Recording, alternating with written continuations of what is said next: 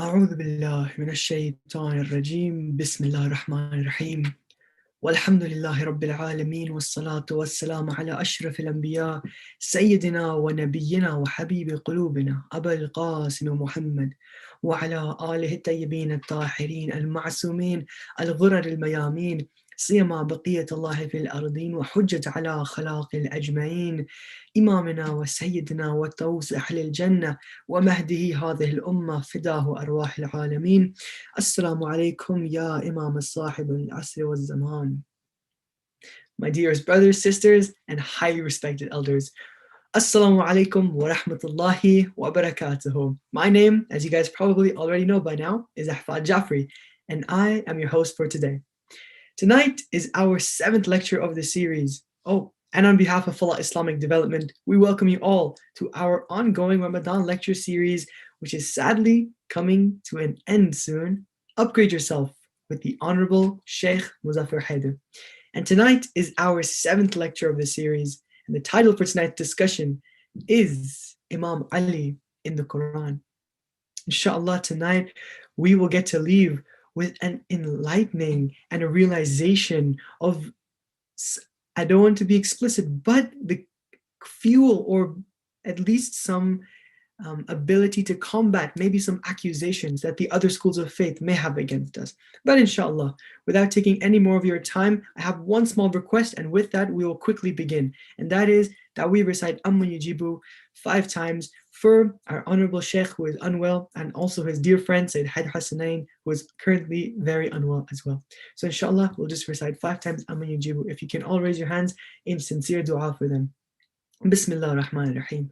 أما يجيب المضطر إذا دعاه ويكشف السوء أما يجيب المضطر إذا دعاه ويكشف السوء أما يجيب المضطر إذا دعاه ويكشف السوء أما يجيب المضطر إذا دعاه ويكشف السوء أما يجيب المضطر إذا دعاه ويكشف السوء اللهم صل على محمد وآل محمد بحق محمد وآل محمد.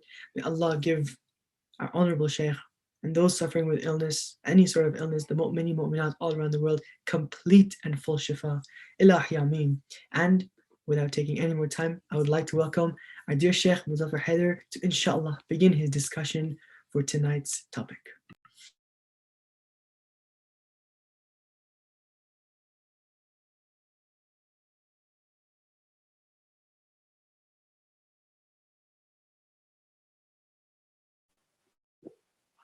أعوذ بالله من الشيطان الرجيم بسم الله الرحمن الرحيم والضحى والليل إذا سجى ما ودعك ربك وما قلى وللآخرة خير لك من الأولى ولسوف يعطيك ربك فترضى ألم يجدك يتيما فآوى ووجدك ضالا فهدى ووجدك عائلا فأغنى فأما اليتيم فلا تقهر وأما السائل فلا تنهر وأما بنعمة ربك فحدث صدق الله العلي العظيم. بسم الله الرحمن الرحيم الحمد لله رب العالمين والصلاة والسلام على سيدنا ونبينا أبي القاسم المصطفى محمد وعلى آله الطيبين الطاهرين المعصومين سيما بقية الله في الأرضين. رب اشرح لي صدري ويسر لي أمري واحلل عقدة من لساني يفقه قولي. My brothers and sisters, respected elders, Assalamu alaikum wa rahmatullahi wa barakatuh. I'd like to start, as always, by thanking the honorable organizers of the event and thanking the dear host. I'd also like to ask for everybody's forgiveness. I know it's not very pleasant to watch somebody who's sick on screen, and I know that my energies are low, but I'm going to do my best for you, inshallah. I'd also like to point out that this background that you're seeing right now is not intentional. Okay, somebody recently said to me, Sheikh, your lectures are really fantastic, but you need to work on your background. I've just moved house, and this is the best that we could manage at the moment. Also, the door is not locking. We can't close it at the moment because the frame's just been painted. So if my daughter comes bursting into the room at any moment, please do be mentally prepared for it. I'm going to do my best to ignore her and carry on. So without further ado, the discussion today is about proving the wilayah of Amir al-Mu'mineen Ali ibn Abi Talib alayhi salam through the Quran. And there's a reason why I chose this subject. Number one, obviously, it's the holy month of Ramadan. It's the nights where we commemorate the shahada of our Mawla Amir al-Mu'mineen. And also because I wanted to emphasize on the fact that the Quran is enough of a witness to the wilayah of Imam Ali alayhi salam. One of the things that the Holy Prophet says in the Quran itself, it says, وَقَالَ الرَّسُولُ, and the messenger cried out, he said, يَا رَبِّي إِنَّ قَوْمِ اتَّخِذُوا هَذَا الْقُرْآنَ مَهْجُورًا. He said, oh my Lord, surely my qawm, my people have neglected this Quran. They have in fact rendered this Quran as something forsaken. They've completely put it behind their backs. They've just shelved it. They are not attentive towards the Quran. This is the month of the Holy Quran. And look, even the Quran itself, the words of Allah itself, is testifying and showing us that the qawm of Rasulullah Muhammad sallallahu alayhi wa alihi wa sallam, Allahumma salli ala Muhammad wa ali Muhammad, the Muslims, we have neglected this book. Subhanallah. And now, if you want to look for a further evidence and proof for the fact that the Quran has been neglected, go and have discussions with people, whether they're Sunni, whether they're Shia, whether they're inside your family, outside of your family. You will realize very quickly that people have not familiarized themselves with the Quran. Many a times when you're discussing the religion with people, you realize that they're using arguments which are not Quranic arguments. You'll realize that much of our understanding of the deen has been built on ahadith. And the problem with that is, number one, you don't know whether that hadith is authentic. Number two, your hadiths and the hadith that are accepted by another school of thought, and maybe even other scholars within your same school of thought, may be different. Your understanding of what a hadith, which a hadith should be accepted and which ones should not be accepted, who were the liars in the chains of narrators and who were the truthful ones, all of these things are different. And so what you find is an ummah which is absolutely divided. What unites us is the Quran. For the sake of today's discussion, inshallah, I'd like us to put aside the fact that we're Shia or if we're Sunni. Put it aside completely. Just tonight, on this night when we're commemorating the moment where the holy head of Imam Ali alayhi salam was struck by the sword of the enemy of Islam. This night, let us put aside whether he is the first Imam or the fourth Khalif. Let us put aside all of these differences and let's go back to the Quran, focus on it, and really just look at what it is telling us in regards to the great personality of Imam Ali alayhi salam. So first of all, the first verse that I'd like to draw our attention to is the verse of Mubahila. In the verse of Mubahila, just to give us some context, the Christians came and they rejected the Holy Prophet. And so they entered what we refer to as a Mubahila, which means a kind of a duel of prayers. You see, the Christians of that time understood that prayers are unique. Prayers truly do get answered. And so they challenged the Holy Prophet, or the Holy Prophet, rather, Allah through the Holy Prophet, challenged the Christians and said, you pray for the adab to come upon us, and we'll pray for the adab to come upon you if you are liars. Okay? So imagine if you and I were having a debate. I'd say, if I am lying, let the adab fall upon me. And if you're lying, let the divine punishment fall upon you. This was the kind of challenge that took place. Who did the Holy Prophet ﷺ bring him? قل ندعو أبناءنا وأبناءكم ونساءنا ونساءكم وأنفسنا وأنفسكم. The Quran is telling us that Allah commands the Holy Prophet, tell those Christians, tell them, go ahead, you call your sons, we will call our sons. You call your women, we will call our women.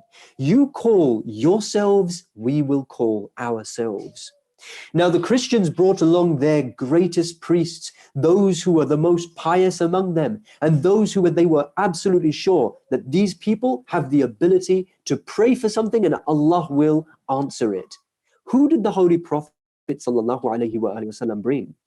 For his sons, he brought Imam Hassan and Imam Hussein. For his women, he brought none other than Sayyidah Fatima al-Zahra. And for his selves, he brought Imam Ali alayhi salam. That's right. Imam Ali alayhi salam, as per the words of the Quran itself, stands in the position of the nafs of the Holy Prophet.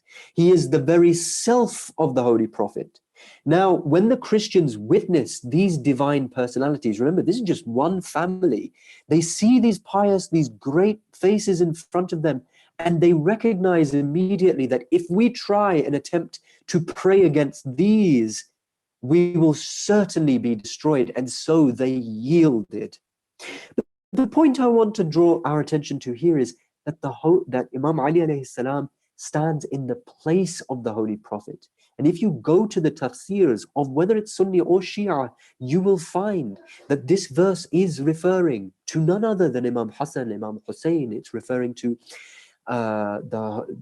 it's referring to Sayyidah Fatima al-Zahra, and it's referring to Imam Ali alayhi salam. Then we go to another verse of the Quran, Laylatul Mabit. The night where the Holy Prophet was going to be attacked by his enemies.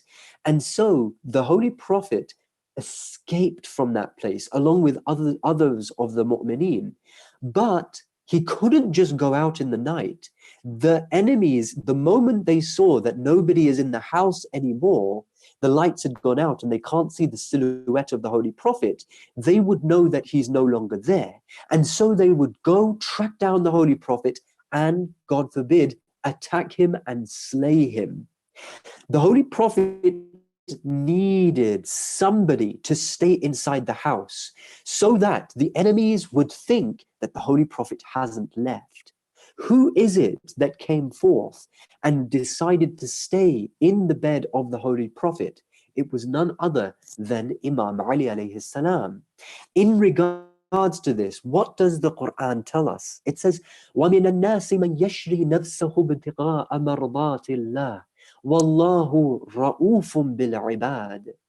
It says, and among men is he who sells his nafs. He sells himself completely in order to gain the pleasure of Allah. And Allah is attentive and kind and compassionate to his servants. So here we see that Imam Ali alayhi salam was even at the time where Islam was really new and very, very weak. The Quran is testifying to the fact that this man has sold himself for the sake of Allah subhanahu wa ta'ala.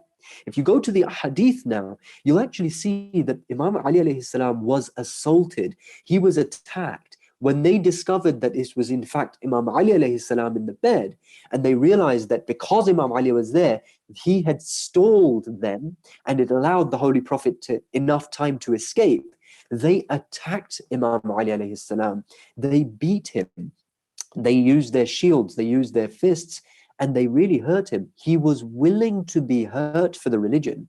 Let us not, dear brothers and sisters, respected elders, treat Imam Ali alayhi salam, especially if we are Shia, we have to pay careful attention to this. It is not just about doing the dhikr of Ali. It is not just about reminding ourselves of the status of Ali.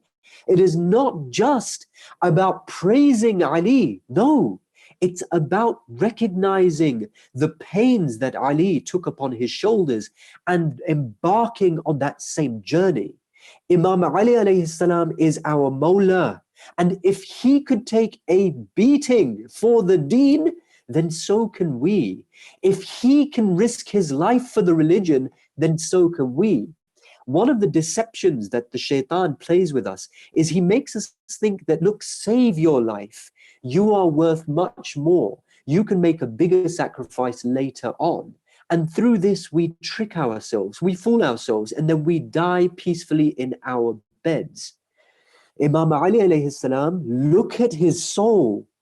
As we said in the previous verse, his soul is like the soul of the Holy Prophet. He is the nafs of the Prophet. If anybody can use this argument that I am important, it's better if I save myself, it should have been Ali alayhi salam. And yet we find that in order to preserve the movement and the momentum of Islam and to defend the Holy Prophet, he is willing to sleep in that bed and risk his life. وَمِنَ النَّاسِ مَنْ يَشْرِي نَفْسَهُ ابْتِغَاءَ مَرْضَاتِ اللَّهِ. And among men is he who sells his soul in order to gain the ridaya, the pleasure of Allah. The next verse that I would like to draw attention to is a verse which highlights very clearly the role that wilaya has in the religion of Islam. It says in the Quran very clearly, إنما وليكم الله ورسوله والذين آمنوا الذين يقيمون الصلاة ويؤتون الزكاة وهم راكعون. It says, only Allah is your wali, your guardian, and the messenger, and he who prays. He who prays, he doesn't just pray in the state of ruku', he's bowing in ruku', he gives away his ring, he gives away charity in the state of ruku'. If you look at the ahadith, if you look at the tafsir, whether it's Sunni, whether it's Shia, this verse is referring to none other than Imam Ali alayhi salam. Now, why have I selected this verse? According to some of our scholars, over 300 verses of the Quran are referring directly about Imam Ali alayhi salam. Obviously, I'm not going to bring them all for you today, but why am I bringing this one? It's because it says only Allah is your wali and the messenger and he who bows and gives charity while he bows. Why is this significant? Because of the wording used in the Quran. Allah subhanahu wa ta'ala doesn't use any word in the Quran, in this immaculate, miraculous book, except that that word holds incredible significance. One of the biggest debates that we have amongst the Sunnis and Shias is about the meaning of the word wali. You know, because when the Holy Prophet in Eid al-Ghadir, when he holds up the hand of Imam Ali alayhi salam, and he says, "Man kuntum mawla, fahadha Ali mawla," for whomsoever I am the mawla, this Ali is the mawla. This is what the real discussion is about. This word mawla. Mawla is another derivative of that same root, as is wali. Wali and Mawla, they are interchangeable, in fact. They're used in the same context. Okay, so what our Sunni brothers, often what they mistakenly say is that Wali and Mawla, it simply means friend. But this makes absolutely no sense. Why? Because the Quran is clearly saying only Allah is your Wali and the messenger and he who bows. In Islam, you can have plenty of friends, you can have plenty of acquaintances. Why would Allah say only Allah, only the messenger, only he who gives charity while he bows? No, the word wali is not just about friendship. We're talking about wilaya, a divine guardianship. And here we see very clearly that Allah illustrates to us the very central point that Ali has a significant role, and that's so much of an understatement, a significant and pivotal role in Islam. Islam essentially is pivoting around this axis of wilaya. And without this missing ingredient, without that one who gave charity while he bows, we're missing out. We don't have the wilayah of Allah, nor do we have the wilayah of the Messenger in the true divine spiritual sense. And again, there's a message for this for us Shi'as as well, as the majority of us listening, inshallah, are Shi'as. The point here for us is not just to get, yeah, look, we've got more points. This is a great argument for us. No, these are not just polemical discussions. I would like us now to reflect on these things in this holy month of Ramadan. Allah is saying that your authority, dear brothers and sisters, especially my dear Shia brothers and sisters, respected elders, Allah is saying your authority is only Allah, His Messenger, and Ali ibn Abi Talib. Only these three. Nobody else has that authority over you unless and until one of these three directly appoints somebody, either by direct appointment or sets a certain criteria through which you can determine who has wilayah over you. And that brings us to the next verse. You see, when it comes to the discussion of the successorship of Imam Ali alayhi salam, one of the prominent discussions which takes place is this idea of whether or not we as human beings can choose our leaders. Do we have the right to choose the Imam? Do we have the right to choose the Khalifa of the time? And the very simple answer is no, absolutely not. According to the Quran, only and only Allah has the authority to choose who leads us. What does the Quran tell us? In the verses, the beautiful verses where Prophet Musa is speaking to Allah and he's saying, Rabbi shrah li sadri wa yassir li amri wahlul uqdatan min lisani yafqahu qawli waj'al li waziran min ahli Haruna akhi. Prophet Musa prays to Allah. He says, oh Allah, expand for me my breast. He says, help me to bear the burden of prophethood, basically. Then he says, oh Allah, help me to loosen the knot of my tongue. Oh Allah, help me to speak eloquently, in other words, so that they may understand me. And then he says, oh Allah, appoint for me a successor, a vicegerent from my family, Harun, my brother. Why is this significant? Because number one, it shows us that only Allah can choose his successor. Even a prophet as great as Prophet Musa doesn't have the right or authority to choose his own successor. He has to pray to Allah, oh Allah, appoint for me my brother as my successor. And then Allah accepts that prayer. The second point here is that the Holy Prophet is constantly, throughout his lifetime, contextualizing these verses for us. Remember the very famous hadith where the Holy Prophet says to Ali alayhi salam, "O Ali, you are to me as Harun is to Musa, except that there's no prophet after me." Very clearly here, the Holy Prophet in this authentic hadith is showing us that there is a parallel between what we see happening between Musa and Harun in the Quran and what we saw happen with the Holy Prophet and Imam Ali alayhi salam, wherein Allah is praying to Allah. And what's beautiful about it is Harun was the brother of Musa. Similarly, Ali alayhi salam is referred to as the brother of the Prophet sallallahu alayhi wa alihi wasallam. This makes absolute sense because when you go to another verse of the Quran, what does it tell us? أطيعوا الله وأطيعوا الرسول وأولي الأمر منكم. It says, يا أيها الذين آمنوا. It says, O you who believe, obey Allah and obey the Messenger and those in authority among you.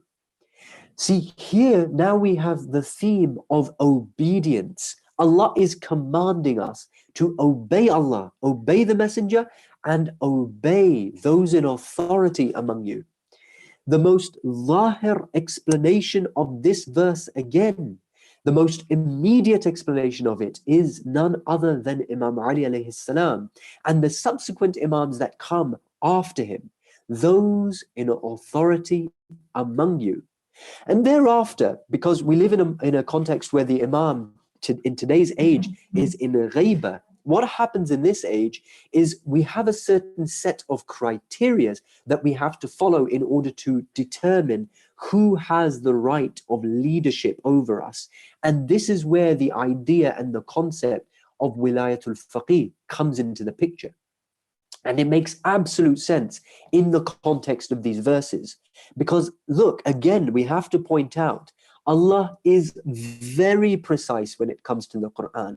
One of the things that I've heard, I've heard it more than once from certain brothers and sisters, particularly from among the Shiites and among the Sunnis as well, is that why does Allah not just say it very clearly? For example, why doesn't he just say the name of Ali in the Quran? Why doesn't he just, for example, say this concept or that concept? Look, he is saying it clearly. We have made it unclear for ourselves. Look at even this verse. For example, this verse, right? If Allah wanted to say it, he would have said, Ati'u Allah wa ati'u Rasul wa Ahlul Bayt, and the Ahlul Bayt. Obey Allah and obey the Messenger and the Ahlul Bayt. You'd think that it would make it more easy, but actually no, it wouldn't, because if you look at what happened throughout history, certain people came and they changed and they altered the meanings of words in people's minds until it got to a certain point where, for example, if Allah had said Ahlul Bayt, for example, people today would be saying Ahlul Bayt doesn't mean such and such, it means such and such. They would change the meanings of it.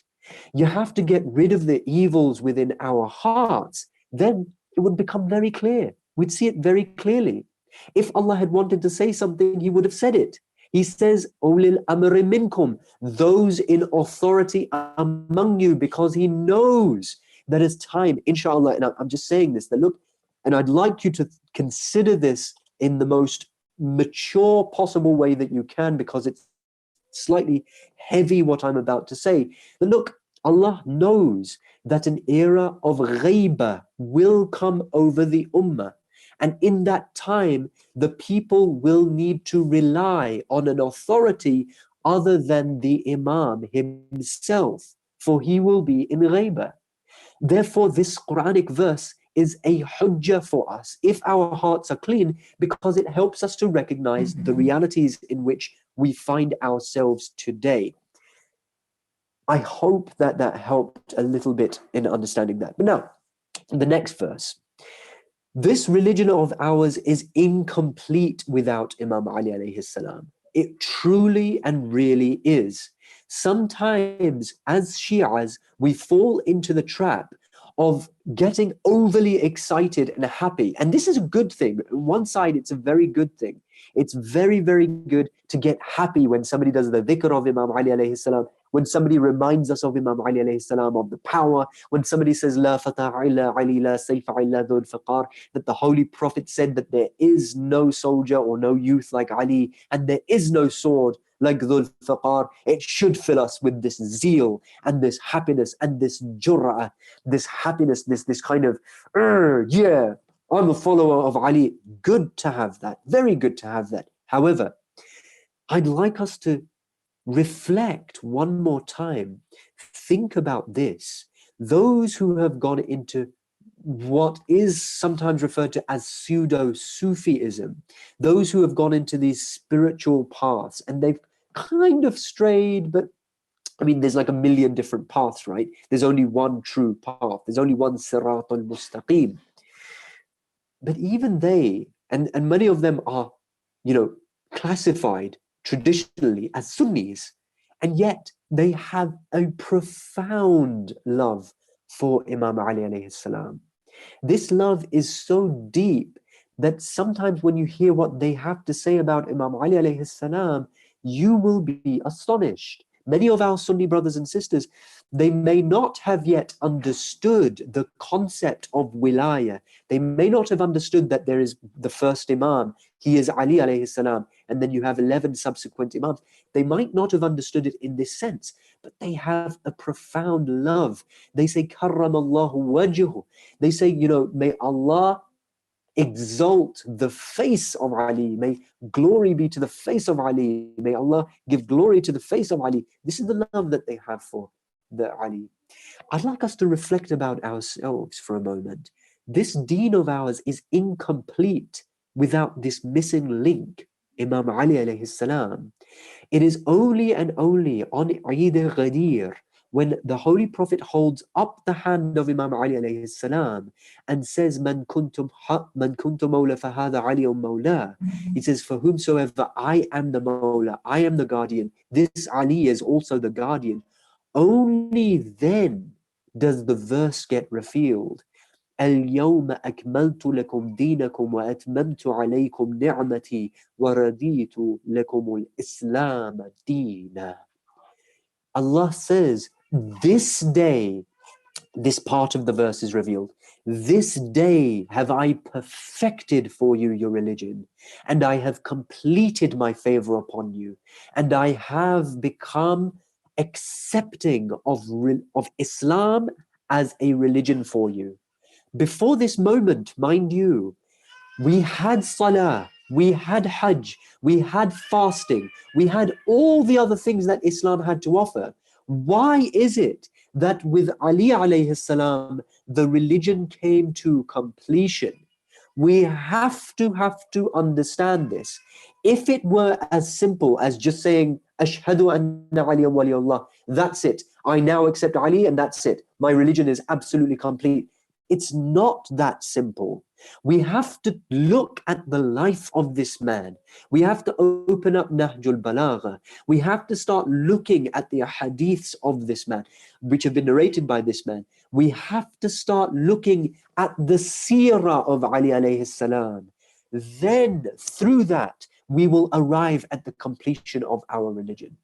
There is no completion without this man. What is Imam Ali alayhi salam? Except to traverse the spiritual planes. As well as that, he had a supremely political ideology. He was the forebearer. He was carrying the political message of Islam on his shoulders. If you look after the demise of the Holy Prophet, look at the entire story of Imam Ali alayhi salam, and all you can see is the divine, just, beautiful, light-filled, and glorious politics of the prophets accumulated within the divine personality of Ali ibn Abi Talib alayhi salam. I mean, can anybody really deny that? For the first 20 plus years when he is silent, why is he doing it? For political reasons, so that he can politically defend the religion of Islam. And then when he takes the Khilafah, because the people come and they beg him, that you go to Nahjul Balagha and you realize that, look, Imam Ali alayhi salam himself is saying, I only accepted this Khilafah, this political position, when you came to me in the streets in your great masses and started to rip my clothes and begged me to take this position. Otherwise, in another place he says, this Khilafah is worth less than these tattered old sandals that I hold in my hands. This is Ali alayhi salam. Through him we can understand the kind of leaders that we need in the world today in order to prepare for the Tawheed of Allah to be established on the earth. Only and only through Ali ibn Abi Talib can we understand what kind of sacrifices and what kind of wars need to be fought and what kind of ways in which we need to confront the enemies of Islam. Only through Ali alayhi salam can we understand the different degrees and levels of hypocrisy which exist in any political stratosphere. Is this really deniable? Can we deny it as Shias, as Sunnis, as Muslims? Can we deny that those who hate Ali alayhi salam, they hate him due to political reasons? And those who love him, many of them recognize the political dimensions of this man, and through that they fall in love with him. And through that they traverse spiritually in ways that others can only ever imagine. Those who take the divinity of this man and the spirituality of this man, but then put aside the practical elements of him and how he worked hard, tirelessly to establish the just government of Allah on earth, they have just lost. They haven't got it. They haven't understood it. Their deen is incomplete. Now, moving quickly on, because there's just 2-3 more verses that I wanted to share with you. Because what happens if you outright deny Ali alayhi salam? You deny his right to the successorship. And I'm sorry for any noise that you might be hearing. If you deny it, the Quran itself testifies. سَأَلَ سَائِلٌ بِعَذَابٍ وَاقِعٍ. It says, the questioner questioned as to the punishment which was already decreed. There's this whole story behind this, which I'm not going to go into, but the context of it is actually rather extraordinary. But the beautiful thing about it is that the Holy Prophet had just announced that Imam Ali alayhi salam is the successor, and that Allah has chosen him as a successor. Somebody denied it. Why? What did they actually say?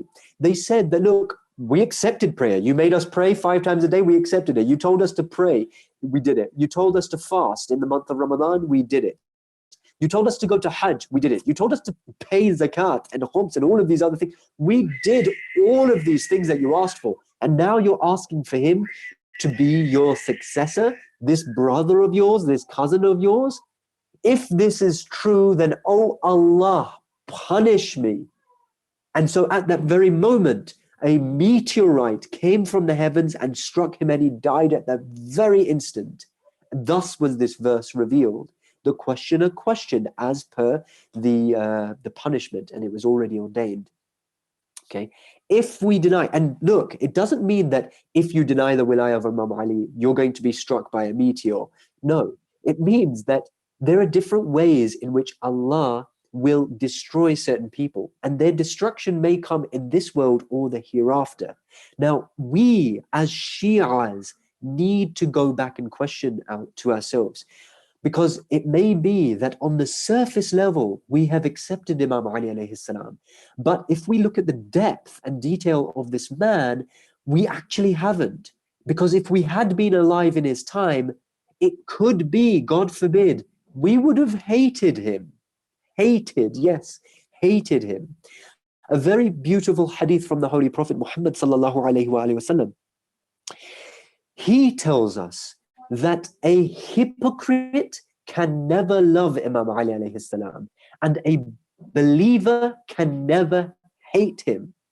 Imam Ali alayhi salam also testifies to this, and he says, if I were to give a mountain of wealth to the hypocrite, he could never ever love me truly, sincerely. And if I were to cut off the nose of a believer with my sword and spite his face with it, he could never hate me. Why did he say these things? It's because, look, when you enter into the political domain, there are certain sacrifices that you have to make. You are inevitably going to make enemies. If you fund one group, another group is going to get angry with you. If you support one group, another group is going to feel like they're unsupported. If you help one group, another group is going to feel like they are not being helped. And it goes on and on and on like that. But Islam requires certain sacrifices to take place. Ibn Muljim, dear brothers and sisters, please remember this. Ibn Muljim, the one who assassinated our Mawla Amir al-Mu'mineen Ali ibn Abi Talib, he went inside the masjid. Imagine it. He raised the sword above the head of Imam Ali alayhi salam, and he brought that sword down on the Imam of his time. Who was Ibn Muljim? If you look at it popularly, people think that, oh, he was just one of the Khawarij. He was like ISIS. Yeah, he was just a madman. No, Ibn Muljim previously had been one of the Shi'as. He was willing to sacrifice for Imam Ali alayhi salam. He was fighting alongside Imam Ali alayhi salam. When did he start to hate Ali? He said himself, I began to hate him when he came to power, and I saw how many widows and how many orphans were created by the sword of Ali alayhi salam. Because Imam Ali alayhi salam, because of the wars that he was forced to endure, he killed many people, and his battle, Islam requires that you shed blood of evildoers sometimes, but that is going to have consequences. Ibn Muljim could not recognize that that was the right thing to do. And so he fell and he became asfala safilin, the lowest of the low. This is a fate. God forbid, dear brothers and sisters, respected elders, many of us could suffer the same fate.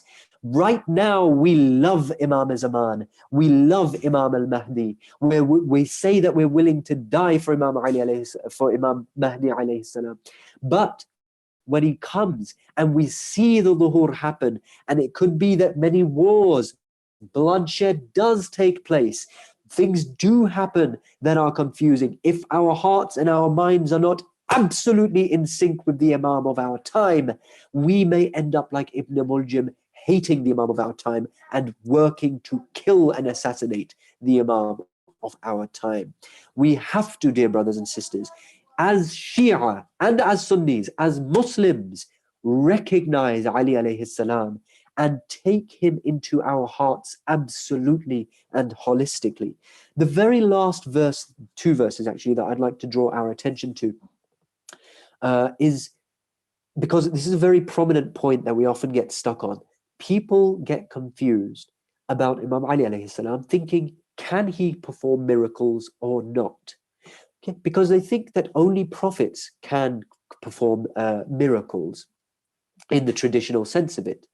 But actually, we in the Shia school of thought say, no, all of the Ahlul Bayt could do it. Imam Ali alayhi salam could do it, and the Ahlul Bayt could do it. Imam Mahdi ajjalallahu ta'ala faraj al-sharif, we're going to ask him to perform a miracle. Many people will ask him to perform miracles in order to prove that he is indeed the Mahdi. Now, how can we prove this point from the Quran? Just a very quick point for us to contemplate on. The Quran says, if we go to the passages where it's talking about the jinn who stands up really arrogantly, and he says to Prophet Sulaiman, I will bring you the throne of the Queen of Sheba before you can even stand up. He says very arrogantly, because Prophet Sulaiman had ordered, I want the Queen of Sheba's throne in front of me right now. This jinn said, I can do it before you stand up. Then the Quran says, وَقَالَ الَّذِينَ عِنْدَهُ عِلْمٌ مِنَ الْكِتَابِ. One who had knowledge of the book, he had some of the knowledge of the Quran, he said, I will bring it to you before you can even blink your eyes. I will bring it to you before you can even twinkle your eyes. And so the Queen, he teleported this great, big, solid object. Okay. Now this person, his name is not mentioned in the Quran. If you want to find his name, you'll need to go to the Ahadith. But that man who is in the company of Prophet Sulaiman's time, he was in the time of Prophet Sulaiman, Allah testifies that he had the ability to bring the throne of the Queen of Sheba just because he had ilmun min al-kitab. He had some of the knowledge from the book. Now look at the verse where the Prophet says, كَفَى بِاللَّهِ شَهِيدًا بَيْنِي وَبَيْنَكُمْ وَمَنْ عِنْدَهُ عِلْمٌ كِتَابًا. He says, sufficient for me is Allah and one who has the knowledge of the book. Ali alayhi salam is being referred to in the Quran. Some people rejected the Prophet. Allah commands the Prophet to say, tell them, I don't care. I'm paraphrasing. I don't care if you don't believe. Allah believes, and the one, Ali, who has knowledge of the book, he believes. If one of them has knowledge of the book and he's able to teleport a big object like the throne, imagine Ali alayhi salam, who's described in the Quran itself as somebody who has knowledge of the book. Full stop. There is no exceptions put there in the Quran. It just says he has knowledge of the book. These are just some points for us to contemplate on, inshallah. I'd like us all to raise our hands in prayer, inshallah. Oh Allah, help us to remove any possible spiritual flaws that we might have within ourselves. Oh Allah, help us to get rid of any hasad we might have, any envy we might have buried deep, deep, deep down inside for Ali alayhi salam and the Ahlul Bayt. Oh Allah, help us to remain united as one ummah on the path of Mustafa sallallahu alayhi wa alihi wasallam, on the path of the Quran, and on the path of Ali ibn Abi Talib alayhi salam. Oh Allah, help us to reach the divine degrees and levels where we can truly comprehend the divine personality of Imam Ali alayhi salam. And with that, with your permission, I'd like to go to question and answers. If we have any Q&As, Brother Ahfad, Bismillah. Allahumma salli ala Muhammad wa ala Muhammad. Jazakallah Shaykh. Thank you so much for the lecture. And so we have our first question here. And I think it may have been partially addressed in the lecture already, but here's a question. Assalamu alaikum. No one can deny the status of Imam Ali alayhi salam. But why doesn't the Quran directly point out the names of the Ahlul Bayt, just like the names of the prophets have been mentioned? Yeah, it's a very good question. Many things have not been mentioned in the Quran. I think there's many, many wisdoms for why those things haven't been mentioned. One of those wisdoms which I'd like to point out for you today is Allah wants us to recognize that actually the Quran in and of itself is not enough. Often you hear the Quran is absolutely enough. No. Allah wants to make it very clear for you. The Quran is not enough. You need the Ahlul Bayt. You need the hadith of the Holy Prophet and the Ahlul Bayt. Without that, you're not going to be able to even understand the Quran itself. Okay? So that's the main thing. I think that one of the wisdoms that Allah has designed it in this way so that you're forced to go to other than the Quran as well as the Quran. I think that's one of the wisdoms. Thank you so much. So we have another question here. Assalamu alaikum again. How does someone do actions with absolute sincerity? When I do good acts, I feel arrogant and prideful, even if no one but me knows the actions. How do I stop such feelings from coming? Thank you so much for your lectures. God bless you. Jazakallah. Thank you for attending.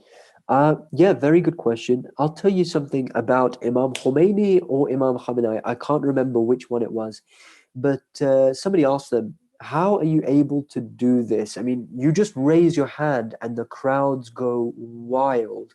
People are willing to lay down their lives for you. This amount of love and care and attention that people have for you is just phenomenal. How can you possibly control your nafs? One of them, Imam Khomeini or Rahbar, I can't remember if it was Imam Khamenei or Imam Khomeini. One of them, he said that, look, it's very simple. Every single action that I do, before I do it, I say, Ya Allah, I'm doing this for you. So before I go up onto the stage, I say, Ya Allah, I'm taking these steps for you.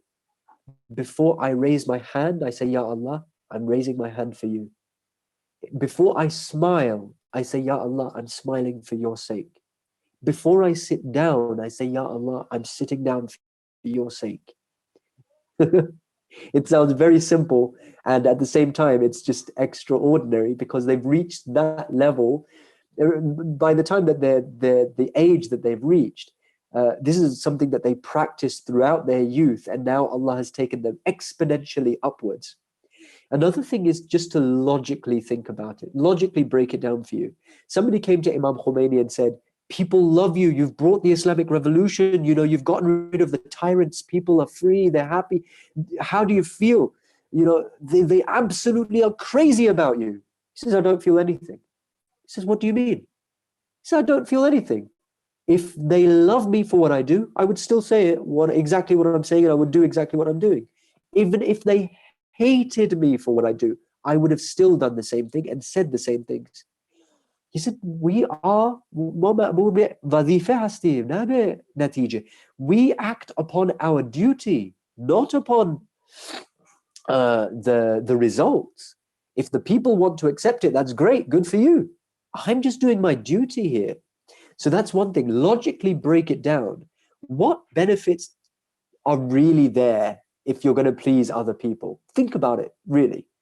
Let's say that they praise you a little bit. Okay, good. You'll feel good about yourself. For how long? Let's say maximum you'll feel good about yourself for a day, 2 days. Maximum, right?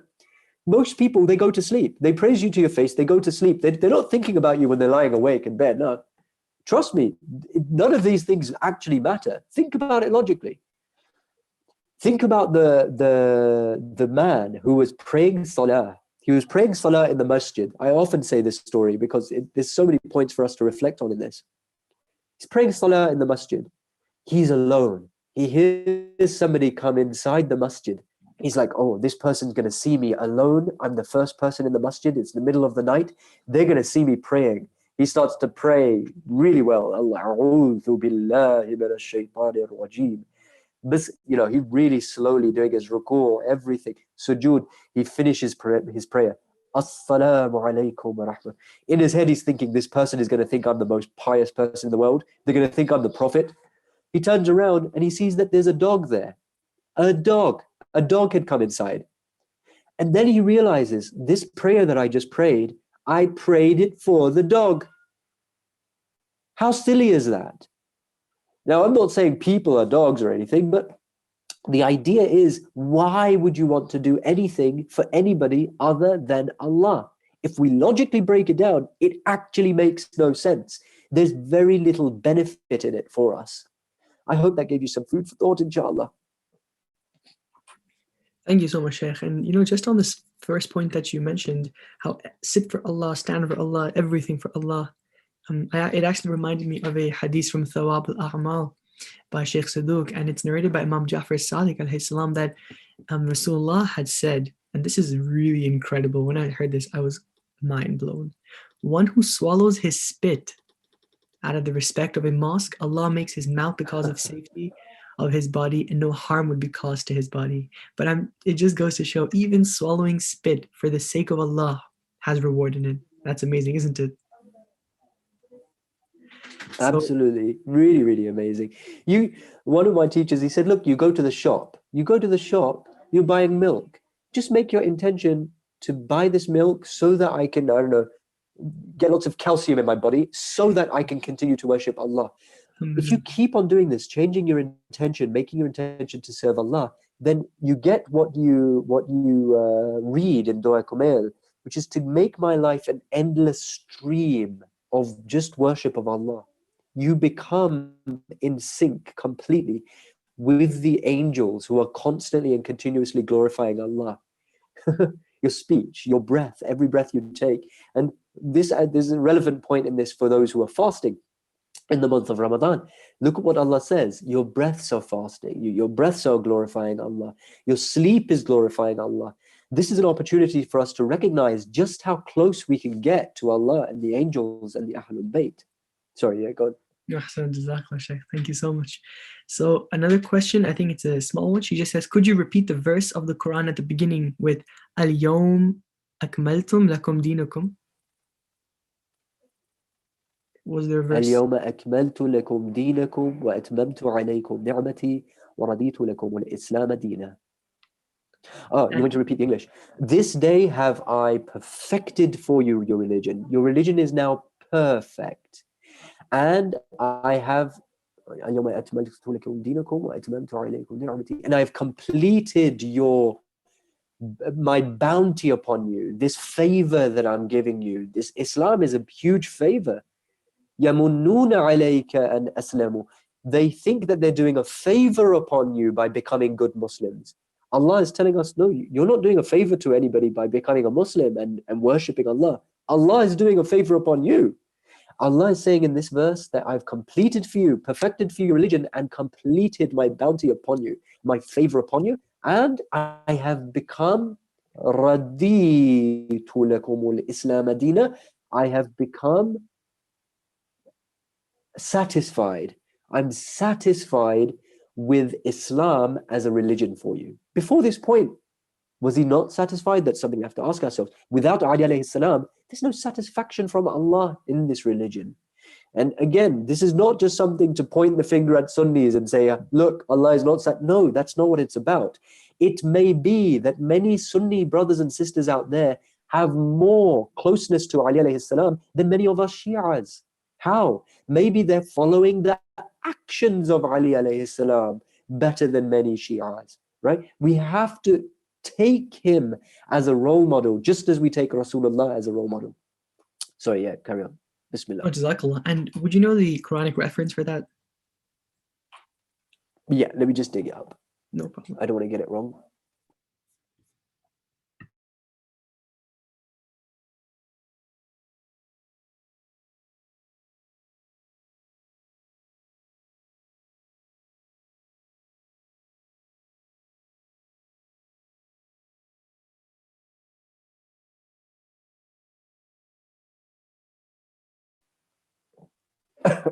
Yeah, it's a Ma'idah, Surah Ma'idah, verse 5, 3, 5. Chapter 3, verse 5. Thank you, Sheikh. I think, yeah, it may be chapter 5, verse 3. Oh, yeah. No problem. That's perfect. Yeah. Yes, 5, 3. You're right. There you So, go. See, I said I don't want to get it wrong. I still got it wrong. no. Thank you so much. We have a question. It was actually recurring for a couple of days, and I did not get to ask you. It was, I think it's referring back to your very first lecture. Did you mention some point regarding Richard Dawkins and his lecture on atheism or disproving atheism, something along those lines? Yep. What was the question? The question was regarding that lecture. Can we get access to it? Is there a link for it that we can get? Or maybe Yeah. There's I can ask the brother at Falah to send it into the chat, inshallah. It's the first lecture that went up. If you go onto the YouTube link, it's actually available right there.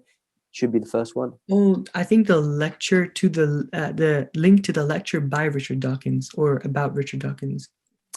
Oh, no, because I don't know exactly where that is, and I think I was bringing scattered thoughts from different various quotes that he said rather than just one lecture. Okay, no problem. Yeah, sorry about that. Whoever's asked that question, I haven't got everything from a single lecture of his. I've just taken like certain quotes from here and there, and one of them is in some obscure documentary which some friend showed me, where a Jewish man who truly believes in God, he's going around and he's questioning all these atheists, and he debunks all of their things. And in the end of it, which is, I think it was the last scene that he showed me, Richard Dawkins is sat there in a kind of a dark room, and he's being questioned continuously. And eventually he just admits that, okay, fine, yes, there has to be a creator. There has to be some sort of source for all existence. So he's on record having admitted it. Meanwhile, he's selling his books and confusing others. It's really amazing, because this is precisely what the Quran says the shaitan will do. He'll mislead everybody else.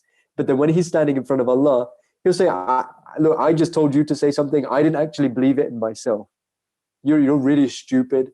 All right. Even I don't say that there's more than one God. There's only one God. My issue was Ali. My issue was with Khilafah. I didn't want to accept Adam. I didn't want to accept anybody of these humans. I didn't want to accept Rasulullah. That was what my issue was. Wilaya. He didn't have an issue with Allah subhanahu wa ta'ala himself. He knew that there's one God. And look, if you think about it this way, this is a really controversial point to end on, but I hope that it can open some minds and help us to contemplate a little bit. Think about how stupid humanity is. Even the shayateen aren't that ridiculous. They don't say that there's no God, and they don't say that there's other gods besides Allah. But human beings are so ridiculous that they come along and say these things. Bearing that in mind, can you really blame shaitan for saying, I don't want to bow down to this human race? I said it's controversial, but there you go. The Quran itself says that he will prove true. Shaitan, Iblis, will prove true against many of them. Yeah. Yeah, I think that's it. Do you want to take another question? Okay, one more question. I think should be fine. Okay, perfect. Yeah. So we have this question. I don't think it might be that long. If you want to study Islamic history, can you please suggest some proper sources that could help? I suppose help you get started. I'm Okay, the book that I'm about to say, it has lots and lots of hadith in it, which might not be so authentic, but for me personally, it really kind of broadened my horizons when it comes to all the history of all the main prophets, and then the Ahlul Bayt and the Prophet sallallahu alaihi wasallam himself. And this book is Hayatul Qulub.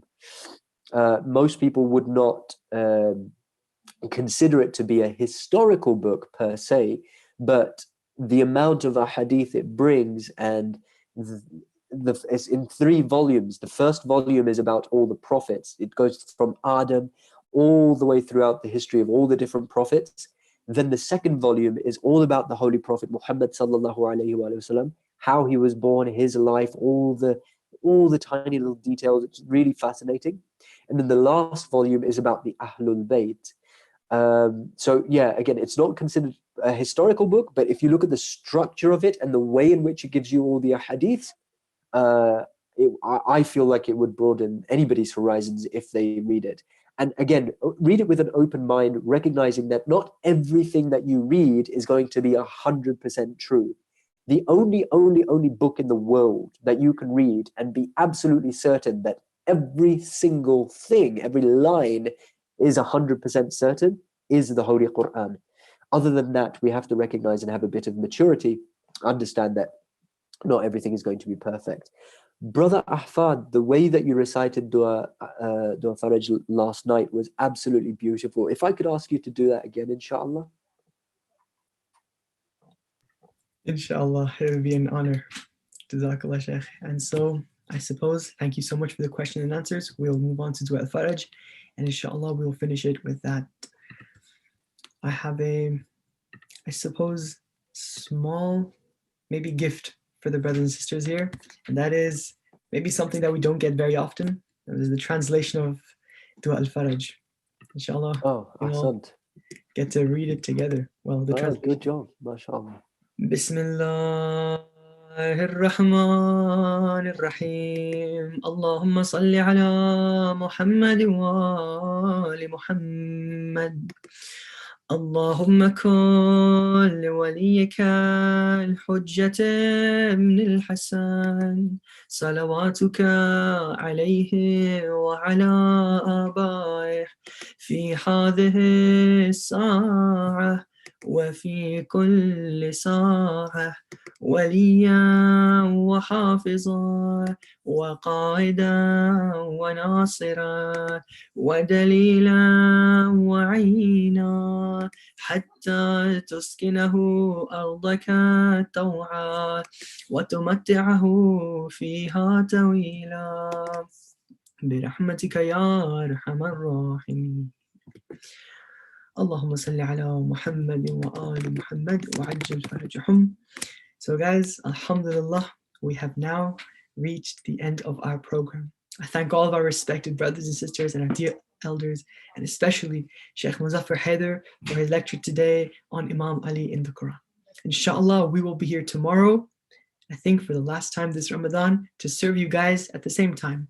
I ask Allah that He forgives our sins and accepts our little efforts. May He increase our sustenance and our knowledge and our understanding, and give us a pure heart to worship Him with utmost sincerity. And on behalf of Allah Islamic Development, wa alaikum assalam wa rahmatullahi wa barakatuh.